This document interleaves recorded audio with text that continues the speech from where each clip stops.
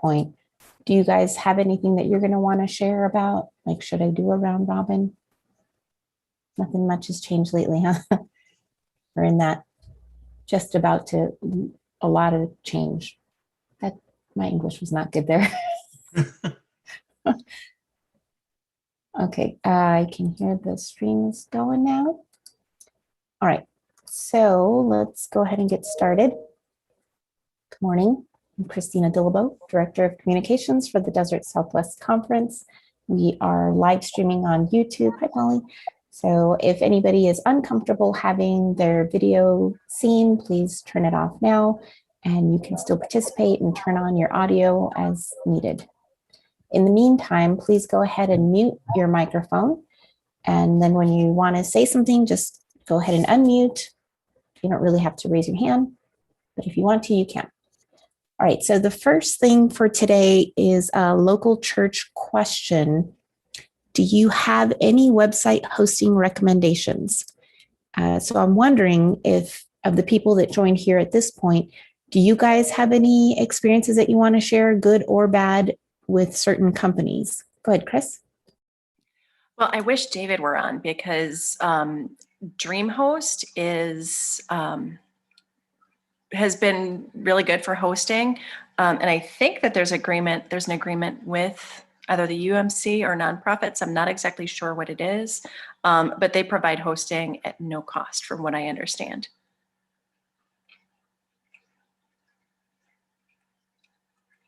So that's who we have ours through, and it's been great.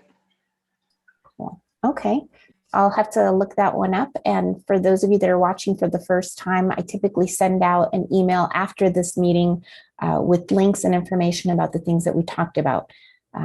So DreamHost is one that I have heard of, but I didn't have any information ready for that one. So I'll check that one out. Any others?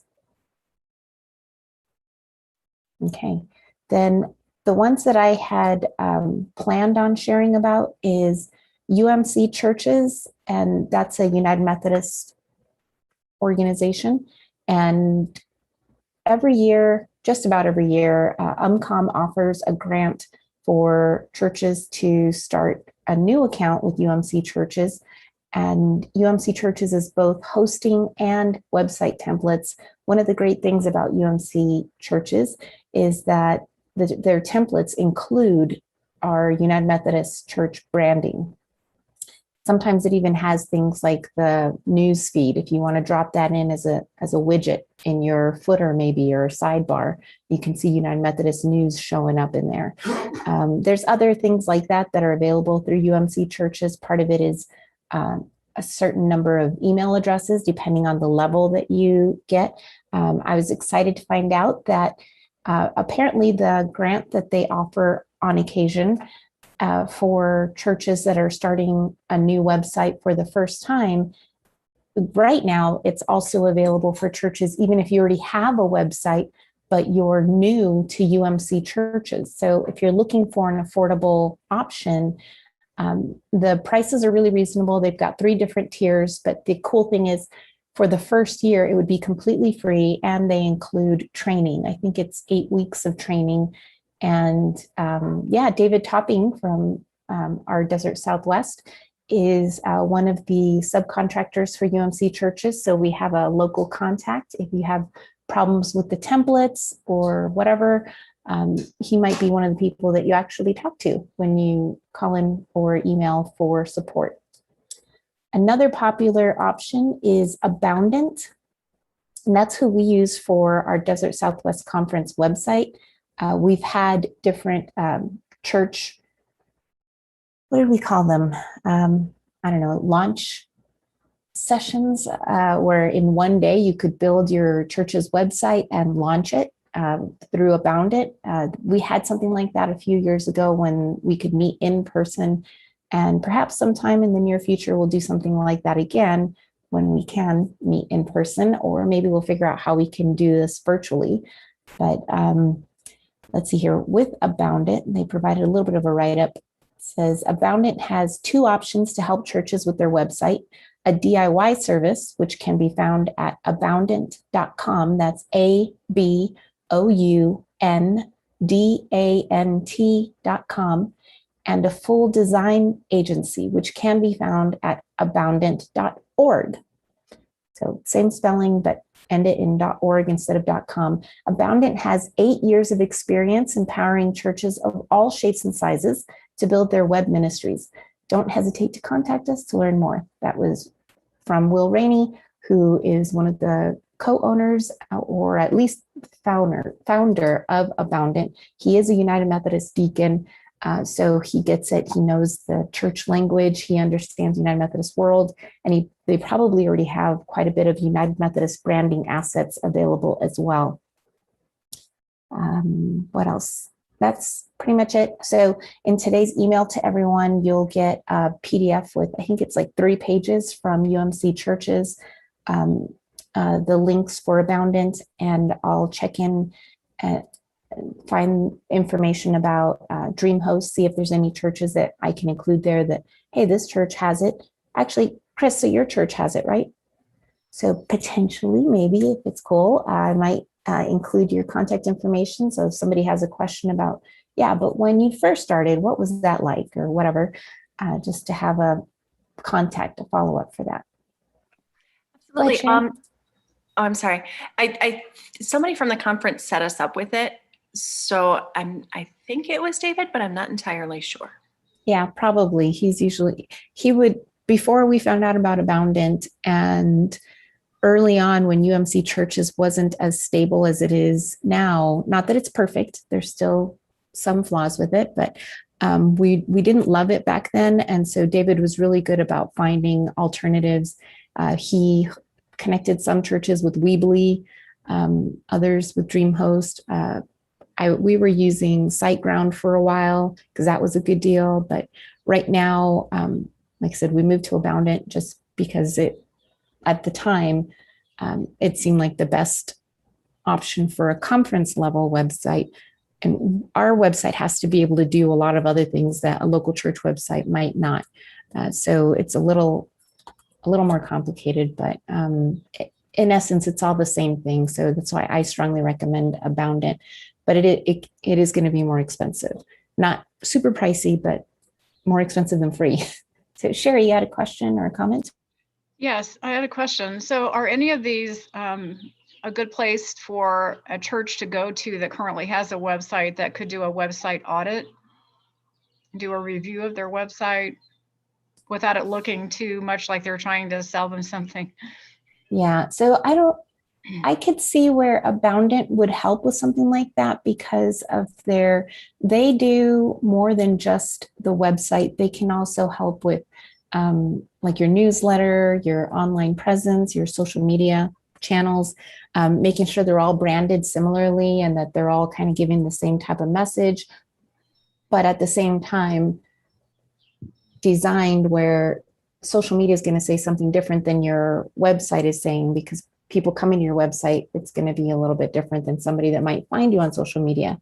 People go to social media stuff for a different purpose than your website. So they would help with part of that, but I don't think that they would necessarily, I don't think that they'd necessarily offer a service like that, consulting about your existing website.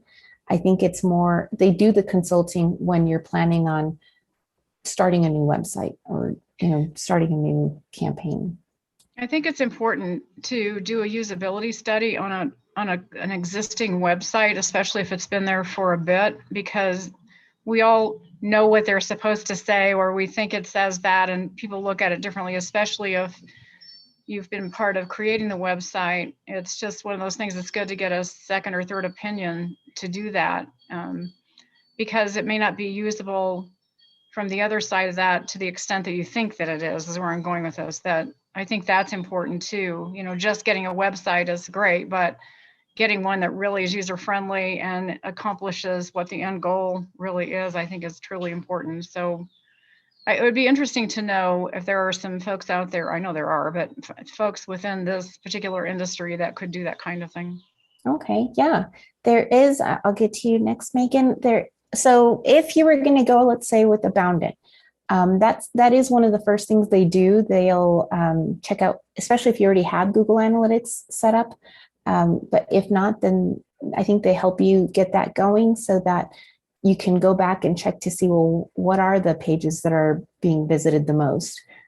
If you had maybe like all about our ministries, they'll kind of talk with you about what you're wanting people to do on your website and what's actually happening with your website. They can check all of that and provide feedback. But again, that's in a scenario where they're trying to provide a new website for you. So they want to really understand what you need and what you're not working out right now. Now, through United Methodist Communications, they do offer both training on how to go through all that stuff for your church marketing and an audit, as you mentioned. And it's not just for your website, it's all your communications. So there is that. But there might be something else that we could work on, maybe from Desert Southwest, potentially, and after annual conference, where we could look at something like having an audit clinic or something. Megan. I was going to say that our pastor went ahead and did an online worship audit with Jason Moore, and he ended up looking at our website, our social media pages, everything, including our online worship, and gave us some pointers and feedback on that as well. Luckily, most of it was really good, but it was stuff like, hey, like this link doesn't go, like, if somebody comes here, they're going to want to link directly to Google Maps to be able to get directions to your church, things like that. So I have no idea how much that cost because I wasn't involved in any of that. But it was really nice to kind of get some feedback on that. And, the reminder of you need new eyes on it. And I try to also involve like people who are not part of the church in my family or my friends to look at things and be like, does this look okay? And in all age groups. So that's a great idea. Yeah. And a while back ago, I had sent everyone some documents or links to documents from Jason Moore.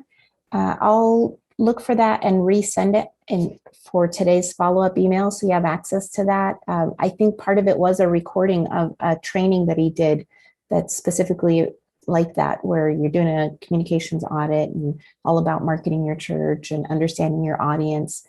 So that sounds like a relevant and worthy resend. Okay, anything else about that? Okay. Next item was local church question. In your opinion, what's the best streaming service and what is the most affordable? So what are you guys using for streaming right now? Megan, you go first, and then when you finish sharing, pick someone else to share and we'll do it that way. Sounds good. So we started out with Boxcast, and while it was super user-friendly, at least at the time I signed up for it, I couldn't have it stream a pre-recorded video. And so in November, we switched over to Vimeo, and the faith pricing or whatnot, it was cheaper than Boxcast, and it has just been so awesome. So it's super user-friendly. The live streaming software is really nice and easy. The biggest thing that I've had to change since we came back to worship this last Sunday is I had to get a better HDMI capture card because the little $20 one I found on Amazon was not cutting it, but I got a Magwell, something along those lines, and it's been perfect. I do need to replace the computer in my sanctuary, but that little HDMI capture card has made it so it's not as immediate of a need as it was that I thought it was previously. And it's like $75 a month, where Boxcast was about $100 a month. And I'm super happy with Vimeo. Really, really. And you get 7 terabytes of storage included in with that. So that means I can keep all of our recordings on there. Like, I mean, I'm going to be surprised if we ever get to the point of hitting the 7 terabytes of storage, but I like it. I'm supposed to pick somebody. Chris. Well, we also are using Vimeo. We've been with live stream for, ever since we started streaming. So it's probably 3-4 years. We switched over to the the recorded services. So we still use the live stream to cast the recorded services, and then we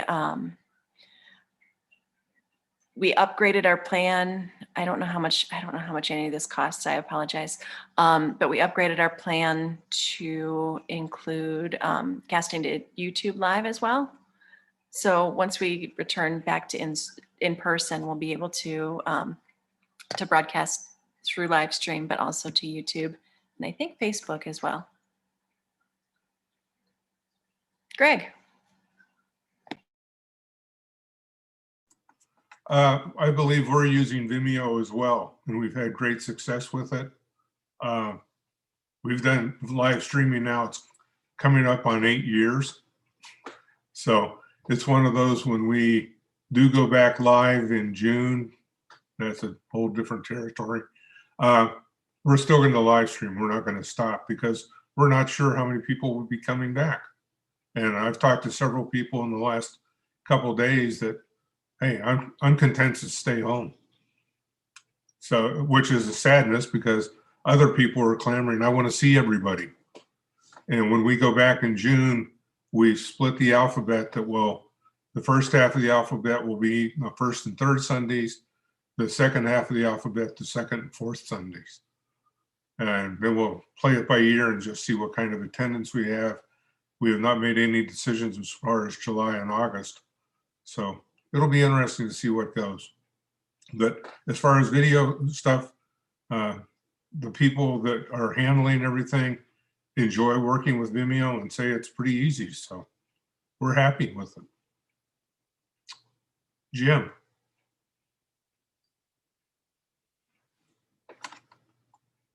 There we go. I was just trying to decide. I think we've used Vimeo, but we have subsequently, I'm not the person who does this, obviously, but they use, I think it's Dropbox and obviously Facebook and oh, what's the third one? YouTube for their video streaming. I haven't heard any complaints on any of those. Sherry, what do you?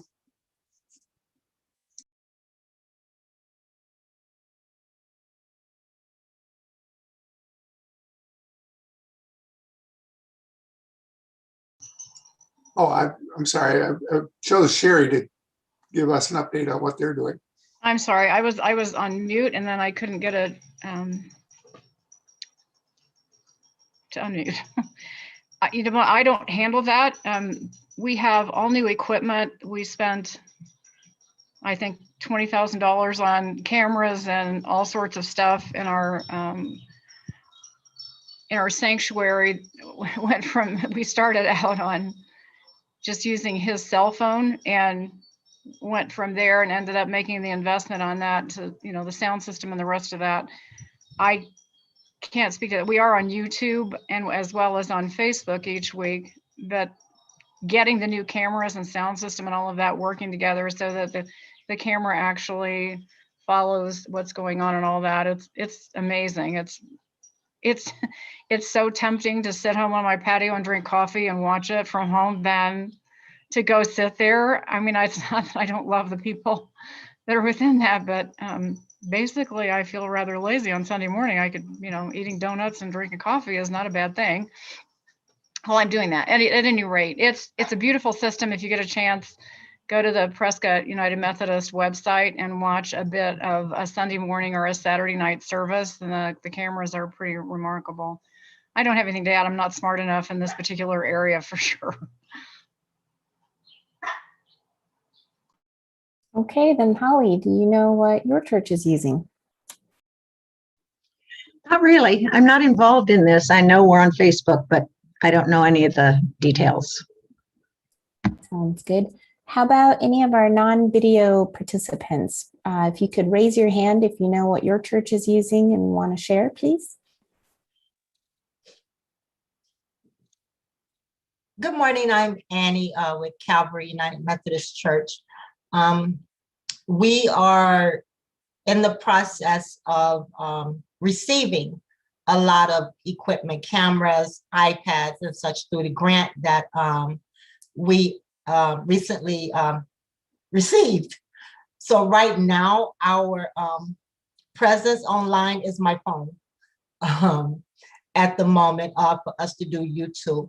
But our goal is with the new equipment to be able to live stream Facebook, YouTube, and our webpage at the same time. And while you all were talking, I looked up the email and found the one with Jason Moore on it because I don't handle it, but I have to know how to do all these things and to get it to the ones that are in charge of it. As admin, your admin has to know how to do a little bit of everything here. So that's where we are now. We are very excited about the new equipment and getting it up and running, and so that we can be able to live stream. We just found out we actually had been paying for a live stream license and we hadn't been live streaming. So it was like, didn't know we had that. So yes, this is very informative. I really would love to speak with Jason to see how we can do all this. Very cool. Thanks, Annie. Well, that brings me to a good reminder. I just talked to one church earlier today that wanted to find out how do they access their CCLI account. They heard that the conference is paying for a license and nobody at the church knows anything about how to access it.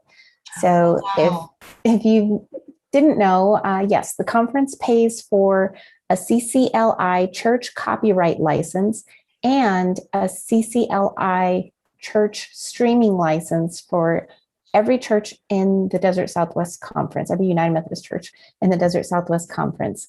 CCLI does offer other products, and many of our churches use them, but we're only covering those two licenses, which we believe all churches would need at this time during COVID for live streaming or even for having worship in person. The copyright part is the part that covers showing the lyrics or having lyrics in the bulletin, but that's all really for the in-person part. The streaming license is what allows you to play the music and show the lyrics in your video that you're live streaming. So the question was, how do I access my account? Basically, I send churches, I provide them with their account ID and their license number, and then I give them the link to ccli.com. In the top kind of mid to right hand area, there's a menu where you have the sign in, and there's also support that's offered online there.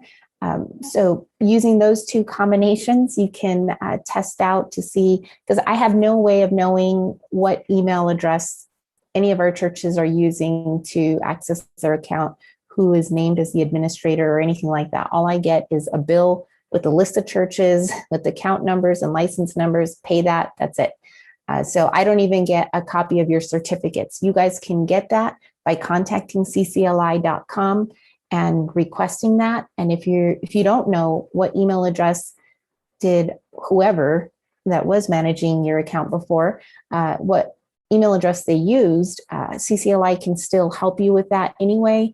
I'm sure there'll be some questions from them just to confirm exactly who are you? Are you a legitimate person that's asking about this account?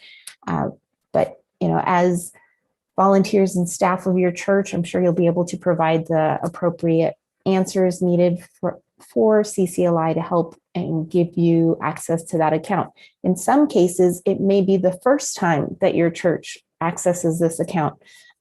Same thing, ccli.com and the sign in, and you'll find out there, like you could even do the forgot my password to see what pops up for your church.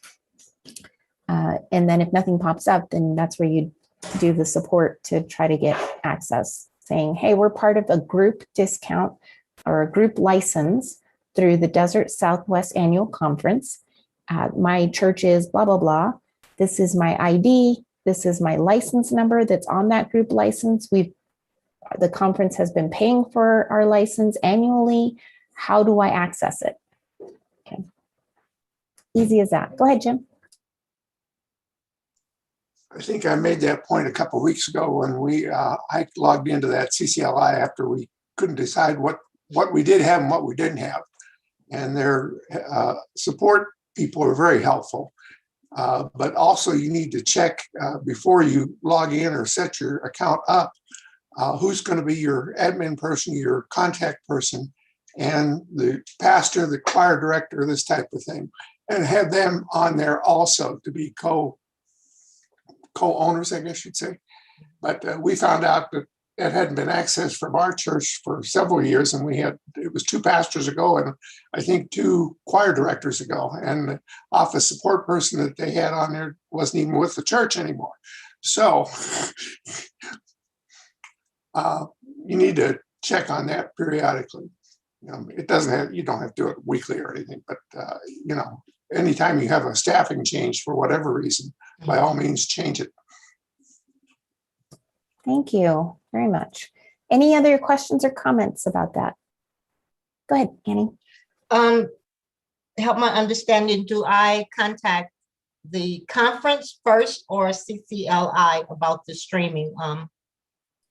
Annie, if you just contact the conference first, because I can give you the ID and license number for your church. Okay. If you put your email address in the chat right now, I'll be sure to email you as soon as we're done with this meeting. Okay. Anything else? Okay, so at this point, I believe, let me double check. Yes, I have some event reminders, and I want to start out with the AAPI resources that are coming up for the rest of the month. And Julie O'Neill, a member of the DSC Race Coalition, is going to talk to us a little bit about that. Go ahead, Julie. Hey again, everyone. How are you? Thanks for jumping on this, and thanks to Christina for giving me another few minutes here. As you know, May was, Asian American Pacific Islander Month. And so many of your churches are celebrating that or honoring that or recognizing that. If you remember, the Desert Southwest Conference Race Coalition has some resources on their page. That's dsc-race.org. The first one was a supplement guide to the 21-day Racial Equity Habit Building Challenge that has resources that focus a lot on Asian American Pacific Islander stories, videos, things like that. So that's going to still be up there. Last week, we had a panel discussion with some laity and clergy from around our Desert Southwest Conference. Some of them shared personal experiences, but also their hopes on how the church, our church, the Methodist Church, can continue to work toward including more people, be hospitable, welcoming spaces for people of color, Asian and Pacific Islanders, but also lots of people. Our communities and our world are looking different than a lot of our churches look. And so I think that's always a hope to make those look more similar as we can. And so then finally, next Monday, the 24th, will be a premiere video of an interview that Bishop Bob did with one of our clergy people,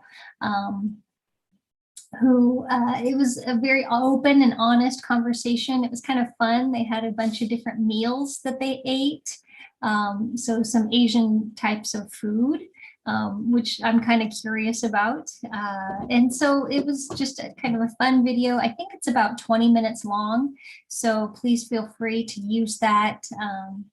Share that wherever, share it on your maybe church and society websites, or feature that in your newsletters maybe next month, or just encourage you to draw people to that There is a trailer, a promo, a sneak peek, if you will. And so Christina has that, and I'll invite you to watch that. I'm here as part of the DSC's Race Coalition on how to be a better ally. We are going to be having 3 meals from some of the best Asian restaurants here in the Valley, and we're going to have a great conversation on how we together can be better allies for the Asian American Pacific Islander community.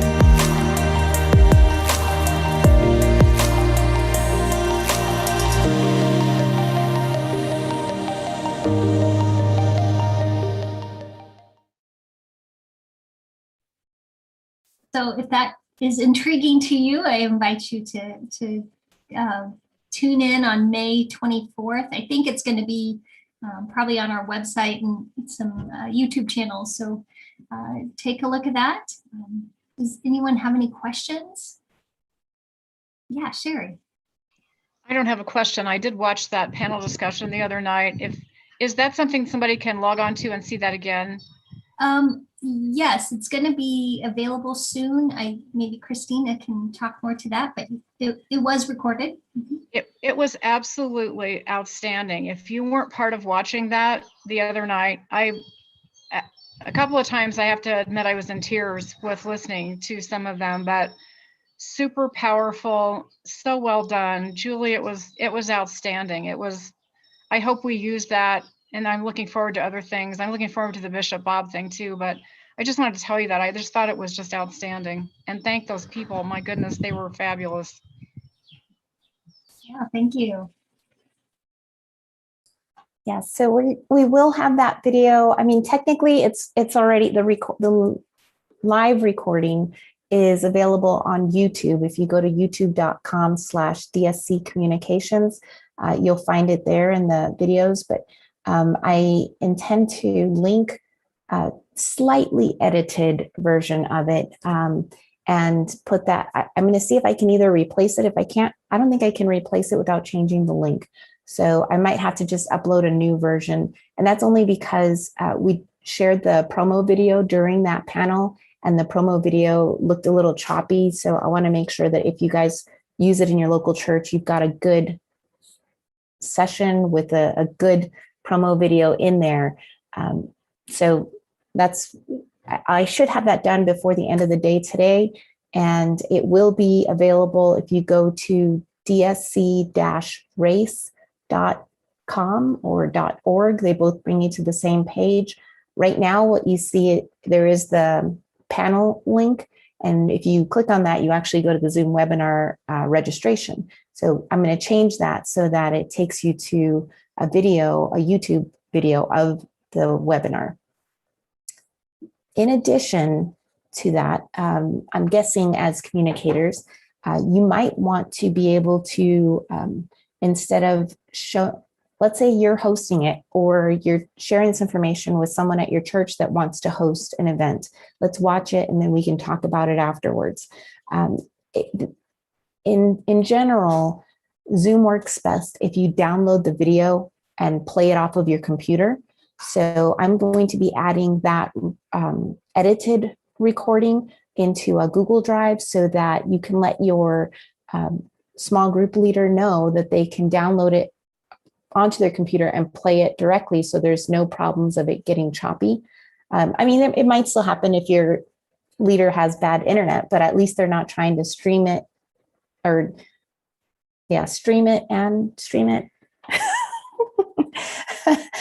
That should make sense, right? That's pretty technical jargon. So that, and if you guys want to be able to show the promo of Bishop Bob's video, just that one little video, I'll also have that available in the Google Drive for you to download and put out there. If your church has already made me, Christina Dilbo, on behalf of Desert Southwest Communications, one of the admins on your Facebook account, you should be able to see, I don't remember if I've gone in to check to see, I'm going to share my screen to show you something real quick. Google. I don't have Google open, so I need to open Google first. What happens on Facebook is There we go. Okay, so where's my Google? There it is, Google Chrome. Okay, so what you see here is I'm logged into Facebook, and I want to show you how you can look for the video available already in your church's Facebook as a cross post. So this will be publishing tools, I believe is where it is.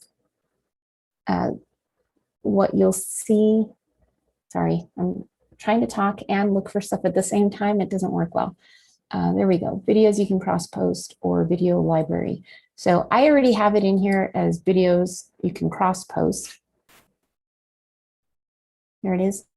And so either in, it might be listed on the same thing of videos you can cross post. You should see something there or an option to approve it. Yes, I want to be able to share this video. So once you find it, you can go ahead and show the video by clicking on the cross post video, and it'll look like if it came from your church. So it's like if I was able to add this video into your media library and now you can publish it from your church. It saves you some time from uploading. So that's, just wanted to show you guys that's something that you'll be able to do. And that's if I'm already an admin on your Facebook page. But that doesn't mean that that's the only way you can do it. If you haven't set me up as an admin on your church's Facebook page, but you want to be able to access these cross-post videos, contact me by emailing communications@dscumc.org. We can work that out. Part of why I recommend for you guys to make me an admin on your church's Facebook page is so that I can help manage some of this stuff, work on the settings so that I can post a video and make it available for you to share if you want to, if it works out for your church and when it works out for your church. I'm not going to actually push anything out from your church's Facebook page. It's also a nice little security blanket in case something were to happen to your account. If whoever it is that's managing it now leaves your church or whatever, you'll be able, anybody from your church that is going to take over will be able to contact the conference communications department to help set up a new person as an admin on your Facebook page. But I can understand where you might not want to have so many people, or I don't really know Christina DeLibo personally, so I don't want to do that. And that's totally cool. You don't have to do that. I do recommend that you have at least the church's email address as admin on your Facebook page, and whoever it is, a volunteer, staff person, whoever that's actually managing it, put them in there as admin as well, or as editors or moderators, whatever level they need.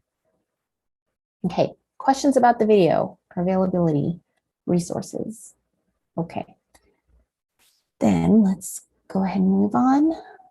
Some of the other stuff that's happening actually tonight, we're going to have the Gun Violence Awareness Task Force panel discussion that will start at 7 p.m. and it's going to be simulcast to YouTube, and from YouTube, I'll share the link to Facebook and Twitter, but you won't actually, I don't think that you'll actually be watching it live on Facebook. I think we'll just have it live on YouTube. And if you're, I did include the link to the event information in the email. I will include it in the email after this event as well. Next item, pre-conference briefing. It is coming up, folks. That's this Friday, May 21st. Just one second. Okay, so the pre-conference briefing is this Friday, and guess what? A ton, the majority, I'd say at least 75% of those that should be registered for this event have not yet registered. So really important, please reach out to your lay members annual conference, to your clergy, and make sure that they have registered for the pre-conference briefing. That's in this Friday's session, which I believe is at 7 p.m. We're going to be practicing, let's see, is it? No, it's at 6 p.m. 6 p.m. tonight. No, sorry, 6 p.m. Friday, May 21st, pre-conference briefing. Besides going over some of the highlights about annual conference, we'll also be practicing the voting methods, how to make a motion, how to second, how to whatever. If you want to be able to talk to whatever legislation item, all of that, we'll be practicing it this Friday, May 21st at 6 p.m., but registration is needed. If I don't get everybody registered in there in time, I'll probably go ahead and just enter everybody in as registered on Friday morning. So your church lay members annual conference and your pastors should expect to get some kind of an email notification from Zoom that morning once they're registered. If they already registered, doesn't mess anything up. They'll just get kind of a reminder message. And of course, whether I register them or they registered, they'll also get a reminder email an hour before it starts. And that reminder will include the join link as well, which is specific to every individual.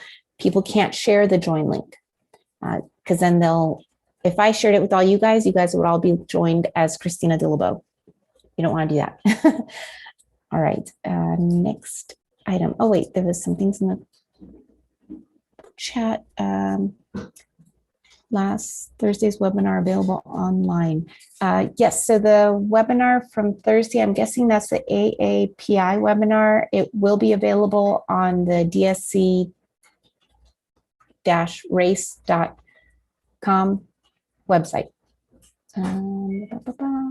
Is there a second briefing session? There is not a second briefing session, but there will be a second practice session.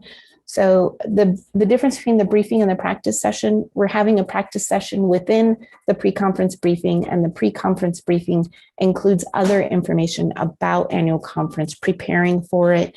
There'll be a message from our conference lay leader about nominations, about the laity session, other stuff that's important to know in preparation for annual conference, like what will we be voting on? Where can I find the documents to read about the proposed legislation? What type of devices do I need? That's the sort of things that we'll be talking about at the pre-conference briefing. The next practice session will happen during the week of annual conference, and we'll have some information going out about that in June. But I could tell you real quick, it's also, you can find the information on the conference website if you click on calendar. Let's see here. So I clicked on calendar, then I'm going to June, and the practice session, there's a leadership practice session on June 8th, but I believe the practice session for everybody is June 9th. Yes, at 6 p.m. June 9th, that's the second practice session. Now, if your lay members to annual conference or clergy can't make it to the pre-conference briefing, it's not a big deal. We will be recording it and posting that recording at dscumc.org/AC. That's short for annual conference. So they could always watch the recording after the fact. Okay, questions about that? Oh, Megan. So just so I can make sure I'm getting all the people correct from my church, I need to double check the lay members to annual conference. I need to double check with my pastor. Do I need to double check with the retired pastors who are here at my church as well? Should I? Yes, I think so, because I'm pretty sure that they would be voting members as well. Okay, and for the pastors, because I know that you guys have set up the conference emails for them, all that information is going to the conference email for them, right? Yes. Okay. Yeah, that's where they'll get it. If I register them, that's the email address that I will be using, the dscumc.net. And of course, I'm assuming that the retired clergy that you're talking about are Desert Southwest Conference retired clergy. Yes, at least 4 of them are. One of them is, I don't think he ever transferred over from Texas. Okay, then probably the one that is just retired. Yeah, I know there's so many different, yeah, I know. But if there's a question about it, you can, you can send send me the email question. And if I don't know the answer, I will connect probably with Julie. She would likely know. Sounds good. I'm going to send them a reminder right now to make sure that they're all good, because Thank you. they probably could all use the practice. Yeah. All right. Any other questions? No. Okay. Oh yeah. Julie also said, are they members of the annual conference? Yeah. Okay. So next item, pre-conference briefing, gun violence awareness task force, live streaming link. So I had a question from churches, I think, or a question that was shared with me, that churches wanted to know, what is the live streaming link going to be for annual conference? Is there going to be a practice session so that we can test to see if we can show the live stream through our channel? Because Sundays, so it's two questions. There's also the annual conference Sunday worship service, where somebody from the conference or somebody from leadership going to provide a pre-recorded worship service that your church could show during the Sunday of annual conference. And no, we're not providing a pre-recorded worship service. We're actually asking churches to let your people know if you could live stream the live stream of the ordination service during annual conference. So that's what people are asking for. Can we get a link so we can practice showing that live stream? So I might have some better information down the road, but right now what I was told is, because we're working with GNTV, phenomenal organization for our live streaming and annual conference stuff. So everything that you'll need is going to be at dscumc.org/AC. When we have the live stream, it will be embedded there, and likely that's going to be coming from YouTube. And what we'll do is we'll make it live. I don't know if it's going to be minimum 30 minutes in advance, but it might even be an hour in advance. We'll just show some screen. And so you'll be able to see it. You'll be able to grab the link if you want to grab it from that dscumc.org/AC embedded page, because you can click to watch it on YouTube. So you'll be able to do that. Tomorrow, there is going to be a practice session that the church that's hosting the ordination service and GNTV are working on together. And I'll put in that practice session on that dscumc.org/AC webpage. So if you guys can scramble and get your people together, I'll include that information in the email after today's meeting, including what time. I believe it's going to be at 10 a.m. that they're going to do a practice session, and I'll include the details about that. I don't remember if they're going to start it. I know it's going to be for 1 hour, that they're just going to play a slide for 1 hour to practice all that. Make sure that the church's equipment is connecting well with GNTV's equipment, and it's streaming well from the conference's account. So lots to connect, and that practice session will be on Wednesday, I believe at 10 a.m. from 10 to 11. Possibly it'll start as early as 9:30, but I'll have that information in the email after today's meeting. Questions about that? Okay. Then that's all I have. Didn't feel like a lot, but now I'm realizing that was a lot. Luckily, we're recording this like we do every week. And after the meeting, I always send out an email with notes and links about what we talked about. The way I come up with the content for these meetings is just from when somebody calls or emails me asking me a question. I jot it down, I do a little bit of research and share it with you guys. A lot of times the best answers come from asking you guys, what do you do for this? Or how has this worked out for you? A different church asked about this. So please do not hesitate. Send your questions, send your answers, your tips, your gripes, whatever. It's all very useful, very helpful for the rest of us to learn from each other, save us some time, right? Thank you everyone for joining me today. I hope to see you Well, maybe I'll see you, some of you, at the pre-conference briefing on Friday. If not, I will see you next week on Tuesday at 10 a.m.